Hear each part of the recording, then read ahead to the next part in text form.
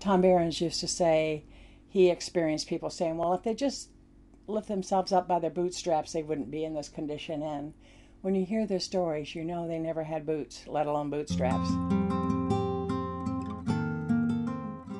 Unfortunately, for the girls who come to us who are minors, there are no other resources for them in the city of Chicago.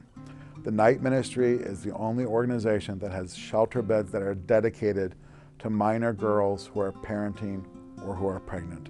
They always identify the staff as, you remind me of the aunt that I never had, the mom I wish I had. I feel like I'm more than a case manager. I'm an advocate, I am a friend, I am a confidant.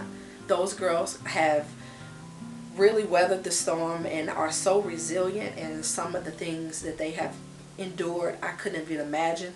These are Chicago's girls, and they're young ladies who come to us from all over Chicago and from the suburbs. The school district has counselors who are working with girls who are in difficult situations, and they will oftentimes refer youth to us whom they know are either homeless or in dire danger of becoming homeless.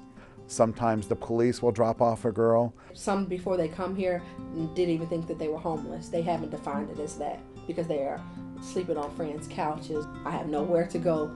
I think the reality hits and they say, you know, we want to be able to change that for our children. It's kind of hard to think about how I'm going to go to school or how I'm going to get a job when you don't know where you're going to sleep the next night.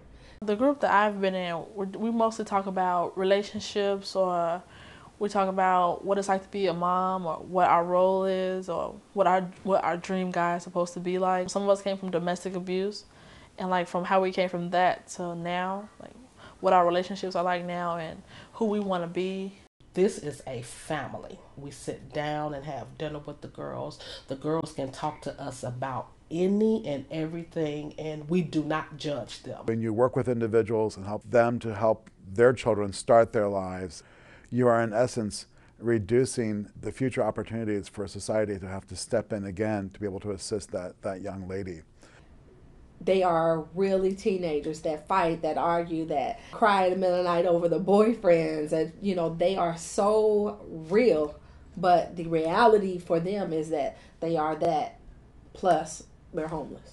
I was in a hotel, pregnant, and didn't know what I was going to do. I didn't know if I was even going to keep my baby because I didn't have a place to stay.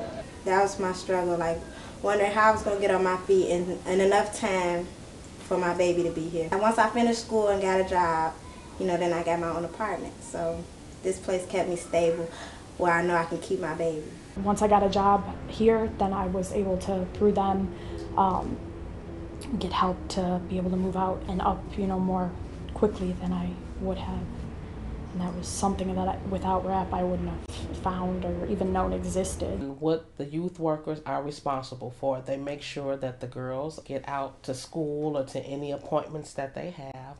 They also assist the girls with doing chores, washing dishes, cooking, feeding their children. They show them how to do it. They don't do it for them, but they do help the girls. We're not here to change people. We're here to help people make their changes. You have to learn how to be independent with your children, that you can have a life and work and, you know, be a mother, and that we teach them how to interact with their children, spend time with them, and to love them. The RAPPP program is like helping me to be a better adult, to be a better mother. They're showing me that you have responsibilities, and that just because you're in this situation does not mean that the situation controls you. They helped me get on the right track towards finding my own apartment. They helped me get into school. They helped me get my child in Head Start at my school, so they've been wonderful. We let the girls know that someone does care and that we do love them. It's important to realize the connections that can be made with people. It just takes love and finesse and consideration and care. Beautiful things can happen, and the next step that can happen with these girls and their babies. For each bed night, it costs about $250 per bed night per girl. But that, when you consider the fact that that includes very intensive case management, the staff for the shelter, food, that includes bus cards to get back and forth to job interviews or medical appointments, that also includes the insurance and the electricity for the building, and that also includes the cost of what it takes to house their children. But it is a struggle always to raise that money. If there wasn't a RAPPP program, I would worry that a lot of these girls would end up on the streets. Who is going to care for the young people that are born to moms that have never had guidance, never had anyone to tell them that they loved them? No one to say, put them in the crib because they don't even have a bed to sleep in. Any gift that is given to us that provides the financial means for us to do what we do is so appreciated. The Night Ministry is the only organization that you can turn to in the city of Chicago who says, we've got a bed for you. Most babies don't know the ABCs at my baby's age, and she's starting to say her ABCs and stuff. So she's smart. QYSTUVWXYZ. Now I know